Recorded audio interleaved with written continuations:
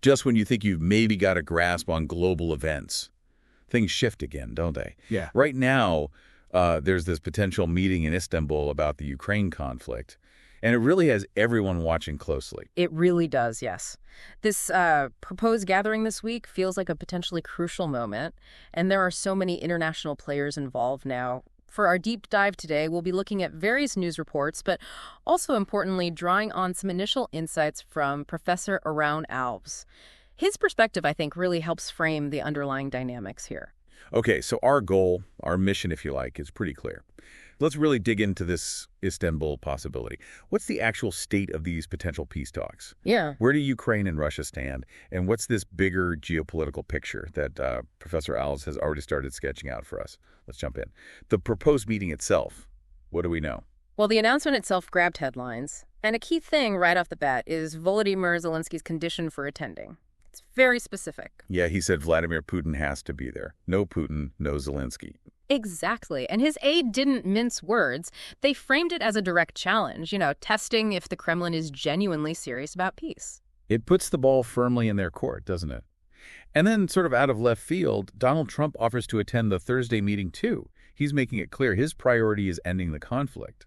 Professor Alves, in his early comments, flagged this Trump's involvement, adding a really unpredictable element. Oh, absolutely. It adds another significant layer of complexity. Now, looking at the positions, Ukraine has been pretty consistent, right? They're ready for talks, but only after a ceasefire. Right.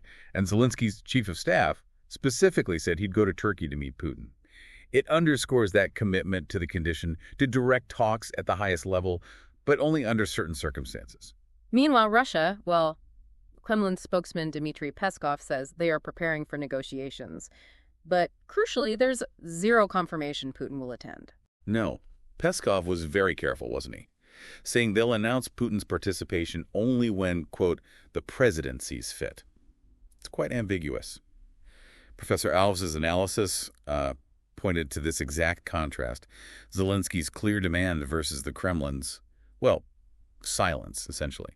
He sees that as quite telling about the current dynamic. It's a familiar pattern in some ways. And we should probably remember, Putin himself had previously suggested direct talks. This was after Ukraine had proposed an unconditional 30-day ceasefire earlier, which didn't really go anywhere at the time. So these fundamentally different starting positions persist. Okay, let's look at the international reaction. Trump's offer to attend isn't just an offer, is it? It comes with a pretty hefty demand, an end to the war, and he's apparently threatening to walk away if there isn't quick progress. That's a high-stakes approach. It really is. And contrast that, perhaps, with the joint statement from China and Brazil, both BRICS members, of course, alongside Russia. Important context, yeah. BRICS being that group of major emerging economies often acting together. Right. And their statement welcomed Putin's proposal for negotiations, hoping for direct dialogue. If you connect this to the bigger picture, as Professor Alves might suggest, you see these shifting global alignments crystallizing around the conflict. Absolutely. Different power centers staking out their positions. Then you've got others involved, too.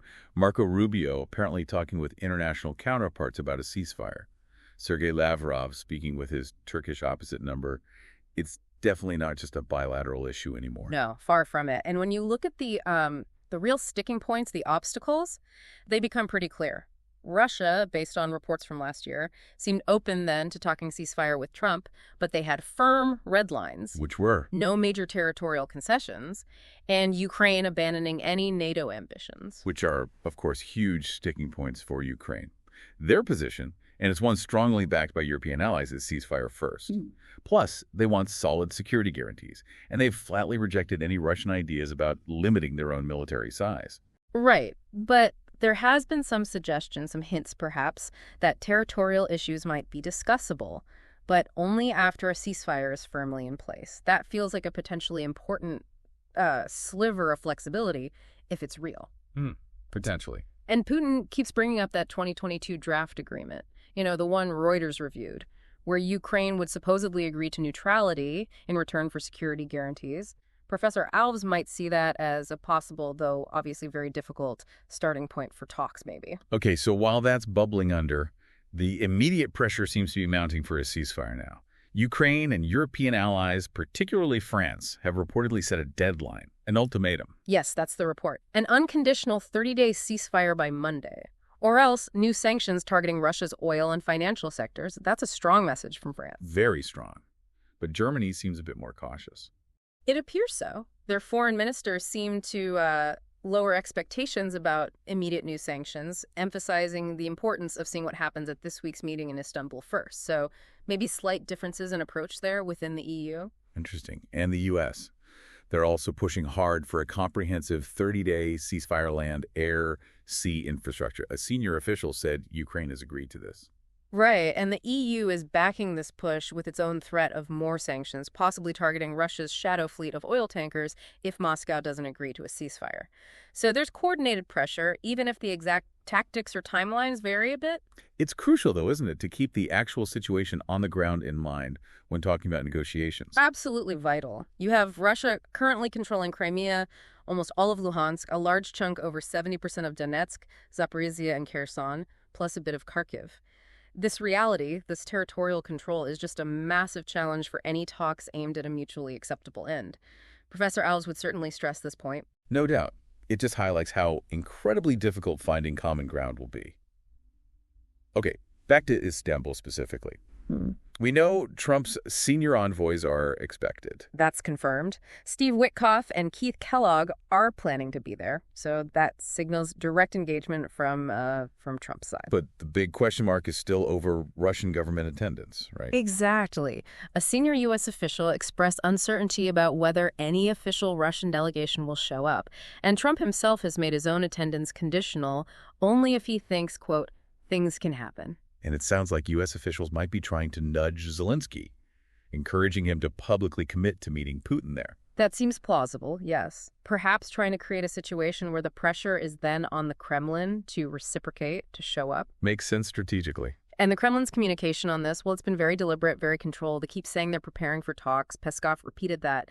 But they remain totally tight-lipped about Putin himself. Yeah, that Peskov line about announcing representation as soon as the president sees fit. It keeps everyone guessing. And that senior U.S. official expecting maybe no word from Moscow until early Thursday morning just adds to the suspense, the strategic ambiguity. It does, and Professor Alves' analysis would likely explore why the Kremlin is being so cautious. Is it tactical flexibility, assessing others' commitments first, or just their standard opaque decision-making process? Could be any or all of those. Now, just briefly, let's widen the lens again to that broader geopolitical landscape Professor Alves mentioned at the start. Things aren't happening in a vacuum. We still have those ongoing U.S.-China trade tensions simmering, right?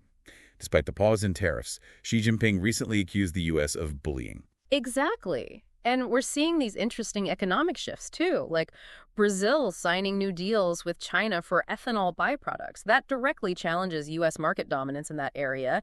And, well, it illustrates how global trade patterns are shifting, especially with these big power tensions ongoing. This fits perfectly with Professor Alves' initial point about these wider geopolitical currents influencing specific events like Ukraine. It really does tie together, and maybe even things that seem separate, like, say, the recent instability in Libya after that militia leader was killed. Perhaps even that could be seen through Professor Alves' wider perspective as part of a broader pattern of global instability and shifting power dynamics. Potentially, yes. While geographically distinct, these kinds of events can reflect those underlying global themes of fragility and competition that are playing out everywhere. Okay, so wrapping up this deep dive, the clearest takeaway seems to be just how much uncertainty still surrounds this proposed Istanbul meeting. Absolutely. Will Putin even attend? Is Russia genuinely willing to commit to a ceasefire, a meaningful one? Can any real negotiations even begin? Those are the huge unknowns right now. We've looked at the different positions, Ukraine's demands, Russia's stance, the involvement of the U.S., China, Brazil, European nations, everyone with their own interests. A complex web, definitely. So it leaves us with a final thought for you, the listener. Thinking about Professor Alves' commentary, everything we've discussed, these deep-seated issues, the cautious language from everyone involved, this tangled mess of international interests. What are the realistic chances for a genuine breakthrough in Istanbul? And maybe looking beyond just this meeting, what other factors, things like economic strain, shifting alliances, maybe internal politics in Kyiv or Moscow might ultimately dictate where this conflict goes next. It's a lot to consider as things develop.